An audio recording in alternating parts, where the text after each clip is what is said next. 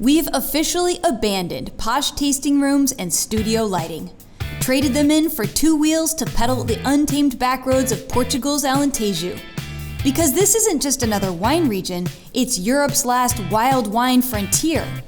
Surrounded by Roman clay pots, the planet's largest cork oak forests, and wines that consistently defy expectations, we're here to learn from the winemakers who are breaking the rules while honoring thousands of years of history. I'm Madeline Puckette, your wine nerd in chief. I wrote a New York Times best-selling book on wine and have helped millions of people find their way into wine with my brand, Wine Folly, making it genuinely way more fun to learn by drinking. And joining me on this wild ride is my teammate, David Glusman, a lifelong cyclist, expert camera wrangler, and the guy who got us out here poking in Alentejo's most secret cellars. This is Wine Follies Mapped, and we're on a three-part adventure into the heart of Alentejo's winemaking culture. Our journey starts in southern Portugal in the city of Évora, a UNESCO World Heritage site and the best place to learn more about Alentejo's wines. Then we hit the road to visit a winery estate that's gone full sustainable. After that, we're on the bikes, riding by two local artisan workshops before climbing a hill to end the day at a fortified medieval village with the best views.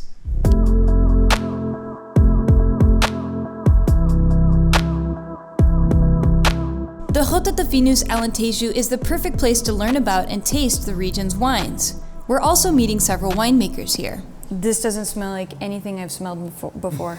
I don't even know how to pick a flavor. So it's a white wine with 11.5% alcohol. It's the minimum degree for the OC Alentejo Vinho de Talha. 11.5% alcohol is super low. How is this possible? Alentejo sits in southern Portugal and it's quite hot here, but it also has a winemaking history that dates back to antiquity. And because of this, there are many native grapes, perfectly suited for the area's arid climate. The wine I'm trying features local Antão Vaz, made in a historic vessel called a tahl-yah, a clay amphora. But elegant white wines aren't the only specialty here. So basically this 100% Syrah, it's a mono grape wine. For me, it reminds me dark chocolate. It's very good. What's so interesting about tasting something like Syrah in a place like Alentejo is if you know Syrah from somewhere else, you can relate it to what it's like here, and so what's different about this area that produces Syrah. And it's a French grape, perfect in our soil, and the family of our winemaker, Tiago, were one of the first to plant this grape in Portugal. Really?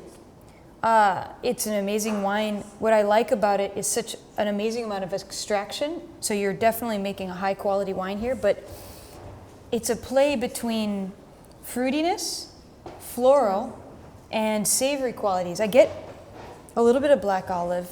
Look, the legs. You can see the legs here. Well, look at that. Alentejo wine is more diverse than I thought. Alicante Bouchette, Touriga Nacional, Aragonês, plus a little Syrah, these are the big reds, easily rivaling the world's top Cabernet. Trincadeira and Alfochero offer up mouth-watering acidity, and they're often blended with the big reds to create balance and aging potential. I started calling these red blends Alentejo because they use classic Portuguese grapes in an international style. But then there's Moreto. I know my Somm buddies back home will freak out about this wine. It's elegant like Pinot Noir, but grows in the hottest climate. Finally, the white wines. It smells like pineapple and chervil and a little lemon balm.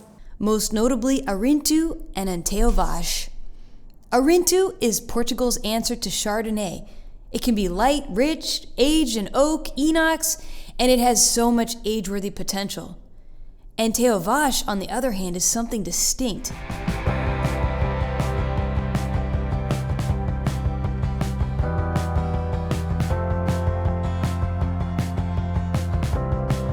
That was fun. That was fun. But now things are starting to get interesting. We're heading out to a famous winery in the area called Esporão, and we'll be able to see the vineyards firsthand and feel what it's like to be in one of them.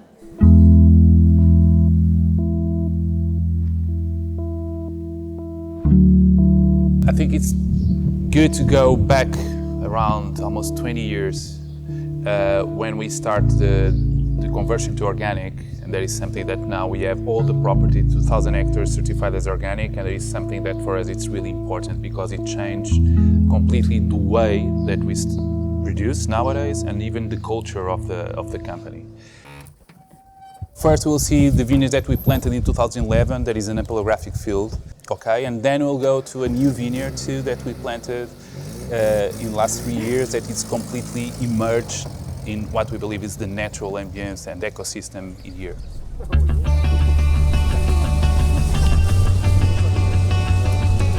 This is amazing, right? You need a Ferrari to do it. Yeah, you really do.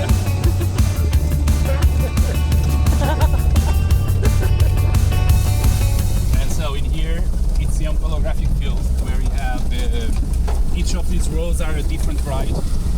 189 different wine varieties grow here in the name of science, many of which I've never heard of. Some thrive with climate changes, others not so much. We continue to drive through a chaparral forest to a new vineyard separate from the rest. Its isolation protects it from disease, and the forest increases biodiversity, including microflora, which helps the vineyard. Here in Alentejo, the producers have little choice than to act more sustainably because the environment here demands it. So that's first half of the day done, and now it's the serious part, bike time. Bike time! Woo! It's hot. Someone's got a bit more energy than me. Not sure if you can tell, but these new outfits look nice, right? Alentejo's location in southern Portugal means it gets hot. Brutally hot, and we happen to be here during a heat wave. But I am determined to keep us on schedule to learn more about the region's artisan goods, including the amazing wool fabric. My name is Luís, and we are in Reguengos de Monsaraz, which is central interior of Alentejo. So we are in Fabricaal, which is a very old factory that exists since 1918. It's a factory that keeps a very old tradition from this region, which is the manual weaving of products made out of wool. In the small looms, it's about 1.5 to 2 days. In the big loom, we have products that can take 7 days to be weaved. What inspired you to work in such, it's a new business for you, but it's such an old business.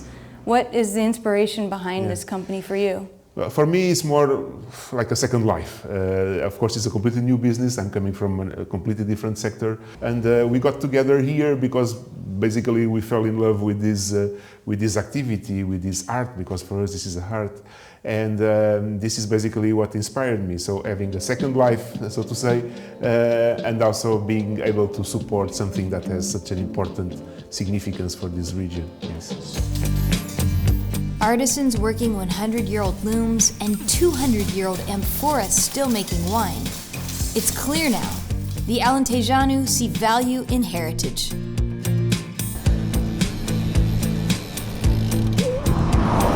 Made it to paint some pottery and see how pottery here is made in Alentejo.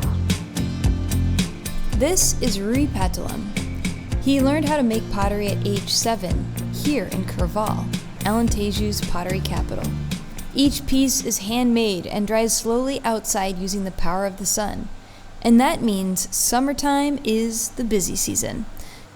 So no pressure, but you've just been tasked to draw on some pottery. What are you going to draw, or is it a big secret?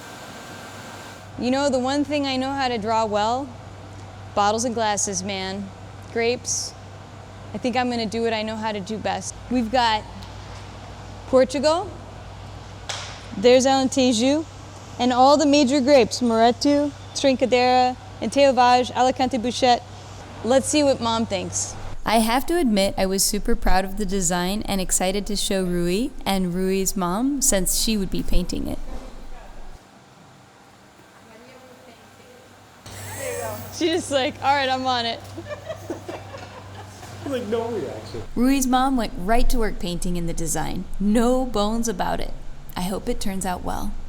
Patalim will fire it in the kiln in a couple of days, so we'll get to see it finished at the end of this trip. In the meantime, there's work to be done. Yeah, a little bit of wind. Yeah, It's in the 30s right now. It's no joke. It's quite warm. it's toasty. Nice job on the pottery. That's pretty rad. Yeah, right? Yeah. Do what you do best. Maps. So now where are we off to? Now we're heading to Monsaraz, a medieval town on the top of a hill. We just have to climb the hill.